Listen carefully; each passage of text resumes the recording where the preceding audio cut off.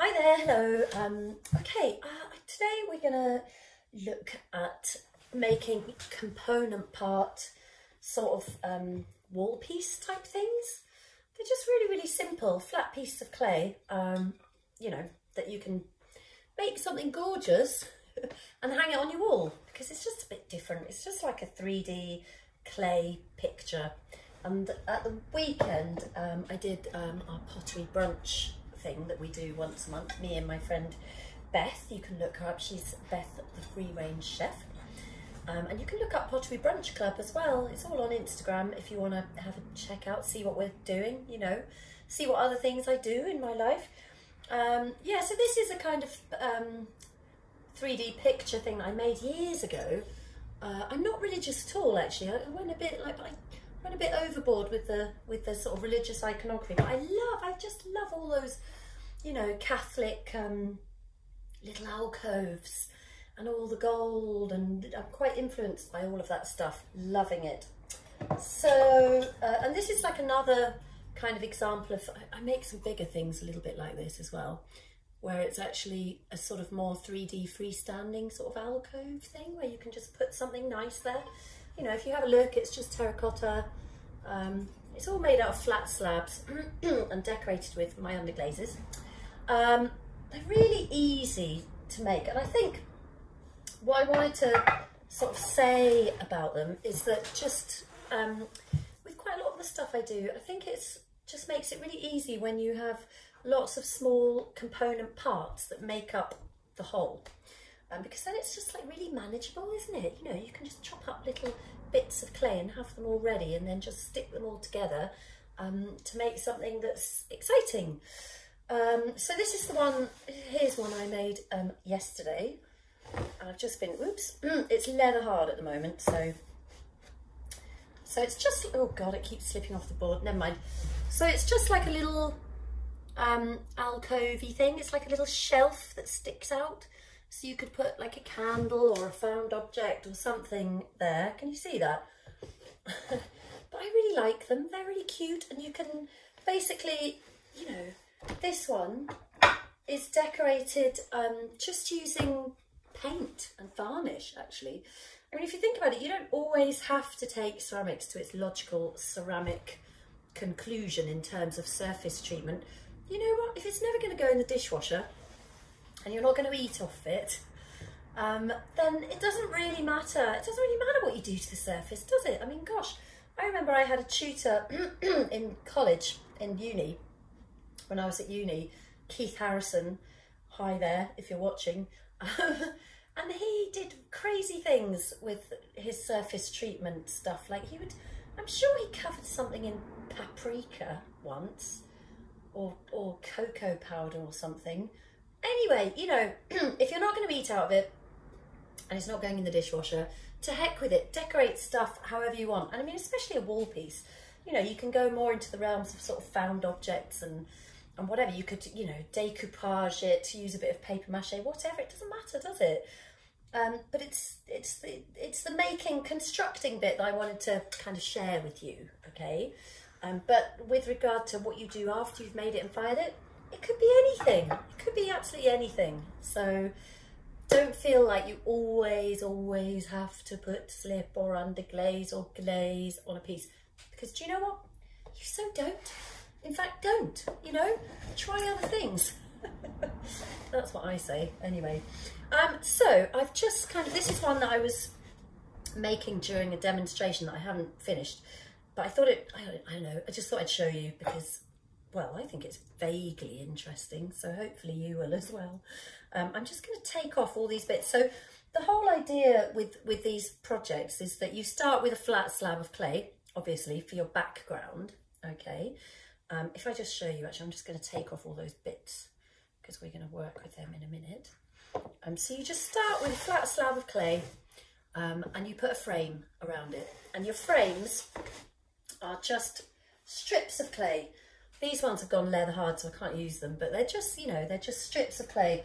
And, you know, I just cut them with my wooden straight edge, and generally I find that my straight edge is the exact right width to get my strips of clay. but it doesn't really matter how big they are, you know, they're just going to stick up more if they're wider. You want them to come out and stick out like a picture frame would, ideally, otherwise, you know, there's no point, is there? And then again, you don't have to put a frame on either. But so just start with your flat slab of clay, get your frame scored and slipped onto the outside edge. That's really easy when it's still nice and soft, and you can curve it around, but not too soft, actually. Don't want to do it too soft because otherwise you'll be denting it and marking it as you work with it. Oh, that's good. I haven't got a knife. I thought I had a knife. I'm sure I had a knife here somewhere. Never mind. Let me just do it with a pin. So I've cut out a few bits of strip. Like, I know that I want a little archway in the middle. So I cut out a strip, offered it up, saw if it was the right shape and size. So I'm just going to kind of look at that and line it up nicely. But because I know I want like a little sticking out balcony underneath, you know, I've just cut out my little balcony like that, just another flat slab of clay. And this is, I cut this out yesterday, so it's kind of quite leather hard, nice and easy to handle. So that's looking good. Like on this one, I want to sort of support that balcony here, can you see? So it's just like a bookshelf support, really, you know. It's just, I mean, it can be as elaborate or not as you want it to be, but I'm just going to be doing this bit. So I've just cut out a little shape like that, okay? And that is going to go underneath to support that little balcony. And I'm going to bring the whole lot down because I also wanted to do, like this one, a little bit more work on the top here, just to make it a little bit more elaborate. So I've cut out some little pieces of flat clay like that, okay? And can you see the edges are quite nice and sort of blunted off, yeah? I can show you on another piece. So here's one that I haven't blunted off. Can you see it's got quite a sharp edge? The only thing you do to make them look a bit more blunted, well, I just give them a bit of a squidge actually. I kind of press them and squeeze them together, which blunts it off a little bit, but then I'll just get my finger and I'll just press down on that top edge. And that really gives it a nice rounded look. You can turn it over and do it on the other side as well if you want. So that's how you blunt off the edges, and it does make things look a lot softer and a lot nicer. So because I want to put that up there, I just want to make sure I've got enough room kind of top and bottom for the whole thing to sort of line up nicely. So this is the thing, you just cut out loads of strips of clay like this and just start playing, start offering them up and seeing whether or not they're going to look good. So I'm going to mark around that one like that so that I know where to score and slip. I'm just going to mark along underneath the bottom here because you've got to like know where to do your scoring basically. So I can take that off, I can take that off, and I can do my scoring. I'm just going to do it with a pin. Like, you can do this with a knife, with cocktail stick. If you've got like a little metal kidney like this that's got the little serrated edge, you can do it like that as well. Quite like using that as well, that's quite good. If you haven't got one of these, you can make one out of like an old credit card, that'll do. So you also obviously need to score any touching parts for the clay. So this bit's going to be touching that bit, so I need to score this side as well. So let's just rough that up a little bit. Okay, got that sorted. Little bit of slip. Slip is just clay and water mixed together. If you want to make your, you can just use water, it's kind of okay, but I prefer a bit of slip. You can make slip really easily. You just dry out, completely dry out some bits of clay. I'm just going to pop that on there. Dry out your clay until it's bone dry. And then if you pour a bit of hot water on top, it'll instantly go to a lovely mushy slip. And that's it. It literally is just liquid clay. Okay, that's cool. So I must score this little bit here. Oh yeah, and it's these two bits here too, because they're touching. So any touching parts, always, always, always score and slip. So I'm blowing on a bit of this slip. Okay, so now this bit's going to go on. and then we'll have our little shelf, our little balcony. So this is a lot easier to handle because the clay is leather hard. Like if this clay was all floppy and soft, oh my God, I'd be having such a hard time getting it together. So let's see, so that's those two bits joined on. I hope I got it straight. I'm not even sure. I don't know if I've got it that straight. Oh, it's straight enough, straight enough. So let's just line this one up, get that kind of in the middle. Is that in the middle? I think so. So I'm gonna just mark where that's gonna go. And again, we're just gonna score these bits. But you can see how simple this is, how simple. Like the component parts are so basic. They're just strips of clay. You know, these things are really, really, really easy to make. And the guys that did pottery brunch with us on Sunday, I mean, I haven't seen them all. I've seen them on screen. They haven't brought them to be fired yet, but they were looking so, so good. And nobody had ever done anything like this before. And some people just hadn't really done any pottery before at all, you know. So I was really impressed at how well they did. Okay, I'm pressing that into place. There we go. So now we've got our little shelf being held up by a little, what do you call that, a shelf bracket? Something like that. So I need to put my little bits on around here. So again, we're going to score. I can hear my dog trying to get in. You might hear him scratching at the door. But honestly, if I let him in, he just wants to go straight back out again. And it's really annoying. He's learned that if he just makes a bit of a scratchy noise at the door, I'll more than likely go and let him in or let him out. You know, and now it's just, yeah, he's scratching. Can you hear that? I'm just going to ignore it because basically I'm busy. And he has to know that I'm not his door butler the whole time. You know, so I'm scoring and slipping these component bits, sticking them on, 2 more little bits, and I've already cut them out. I've already blunted off the edges. He's very persistently scratching today. He obviously really wants to come in. There we go, let's just get that bit on there. So these are such simple little things to do. Okay, got that? See, now we're getting there. Just all these tiny little bits. Shove them all together and you've got something. Okay, so I've also wanted to extend the height of this. I wanted to just put on an extra little bit with, I've done a bit of a soppy little love heart thing, which, oh, why not, you know, why not? Life's hard enough at the moment. Everybody needs a bit of love, don't they? Right, I'm going to just score this bit. This is actually really good for scoring, like, you know, large areas quite quick. You could probably use a fork or something as well, actually, if you're doing this at home. That would be perfectly fine.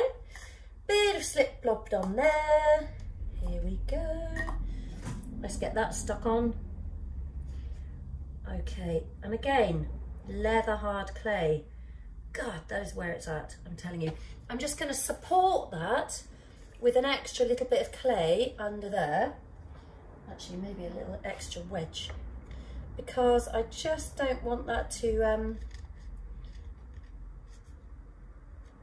flop, you know, because it's jutting out and it wants to go like that. Right, love heart, here we go. Score, score, score. Let's go, how are we doing for time? 14 minutes. God, that's gone really quickly. But you get the idea. This is just, you know, you're getting the idea. See, I have to keep my videos less than 15 minutes, ideally. That's what I try and do. Let's just get that one on. Giving that a bit of downward pressure carefully. I probably should have stuck that on before I popped it on there, really. That would have been better. But hey, just tool that off a little bit. So we're nearly there. So, I mean, really, all I wanted to show you was the technique of making component parts and sticking them together like that. So I'm going to add a few more bits up here, but I haven't really got enough time to show you now. The other thing, quickly, to get them on the wall, you can use Nichrome wire. So this these two bits are Nichrome wire pieces, and they are, oh, I've gone over 15 minutes now. To heck with it. Sometimes you just can't do everything in 15 minutes. So I might as well just slow down and finish the job properly. God. Oh, my YouTube videos, some of them are so bad sometimes. I do apologise. I mean, you know, I can't get it right every time. I try my best. But I thought this would be much quicker. Anyway, I'm rambling on. It just means I won't be able to post it onto Instagram, which isn't the end of the world, really. Let's talk about Nichrome wire. Okay, so this is special Nichrome wire, Nichrome Wire, I think. And it's manufactured for things like fuses and, well, not kiln elements, that's another type of wire. I can't remember the name of that, something else. But it's for high temperature stuff. It's not going to melt. It's not going to go all crispy or weird or fall apart or anything in the kiln. You can actually buy it from electrical supply places rather than pottery supply places. It tends to be really expensive if you buy it from pottery suppliers. I buy it from RS Electrical in the UK, that is. So it's miles cheaper. So I would say do that, you know. So I'm just going to cut a cup, and it comes in different gauges as well, I should say. So it's brilliant because you can buy like really, really thin stuff for just, you know, jewellery or bits where you don't need it really robust. You can buy, it's all different thicknesses. This one is, it says 0.20 kilos, and then it's 20 SWG, and I don't know what that stands for, but that has got something to do with the thickness of the wire. I don't know the technical details, but this is quite a nice, good mid-range thickness. But you can get it much thicker and much thinner, and I have a whole range of the different thicknesses because, you know, it's handy for different things, you know, and also the cost varies with thickness. So sometimes, you know, you don't want to spend loads of money and use really, really thick stuff, and if you don't need to. So I'm just bending those into a kind of U shape, quite a long U shape like that. Can you see? Because what I want to do is I want to push that into the side of the piece, right? But I don't want it to poke out through the front here. I want it to kind of go in sideways in to the back wall of the clay, so that, you know, so that basically the weight of the piece, you know, is supported. Can you see this one? It's actually going in, it's not just poking out through the side, it's gone horizontally into the back wall of the clay. And that just makes it a lot stronger. So that's what we're going to do. Let's see. So you have to kind of, well, I'm just going to eyeball it. Let me put this one in first and then I'll show you. I'm going to put it in around there. So as long as it's not going to poke out through anything. Let's come a bit closer. Oh no, you can see there actually, can't you? Right, so what I want to do is make sure that's relatively level. Just going to eyeball that. So that's going to be about there. Because I want that to look roughly okay. So can you see I've poked it in there, right? But it's going into the horizontal flat bit of the back wall. So I'm just going to push that in, making sure it's not, oops, it's trying to poke out the top, so I'm pushing it upwards. So I'm just going to slide it back a bit and then angle it downwards slightly. Okay, and just push that in nicely. Actually, I don't want them to stick out too much. So let me just show you. Okay, got that? Just sticking out a little bit. And then you can just put a picture wire or whatever you want across the back, or a bit of string, you know, it doesn't really matter, does it? At least you can hang it on the wall and you know that's a really strong fixing. So that will get completely sort of fired into the clay and be a really, really permanent, nice little fixing. So, you know, I used to make loads of love hearts and things like that. So you can poke that Nichrome wire into loads of different clay things and have a really good fixing. Or if you're making jewellery, you know, I used to poke it into my jewellery and have a really nice permanent clay fixing there as well. I'm just going to put these on here because I just want to, you know, now I've abandoned the whole idea of trying to do it in under 15 minutes. I can just do a little bit more, and then I can sort of show you the finished piece a little bit. Right, let's just give that a little bit of a wiggle. Do you like to give things a little bit of a wiggle sometimes to get them to stick on? It's a good thing to do because it just sort of smooshes the clay together in a good way. Yeah, smoosh. Is that a technical term? It is now. Okay, let's put a little bit more slip on there, and we'll just pop that on there. And also with these, like, I don't want to tidy them up too much.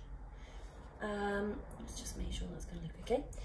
You know, I kind of like, you know, like the seams where the slip kind of squidges out a little bit.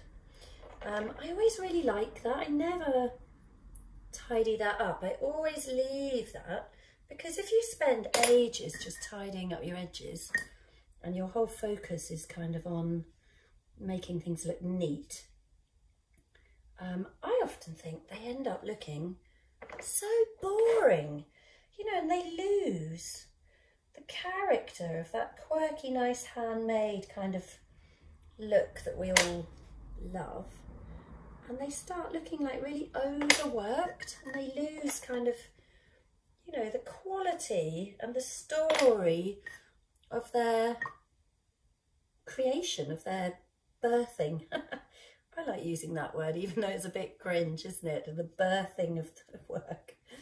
Oh God, this lockdown is really getting to me. I don't know about you guys. I hope you're all good all over the world. Gosh, I've had a lot of nice messages from people all over the place recently. I mean, I'm constantly amazed at how many of you, you know, are watching these videos.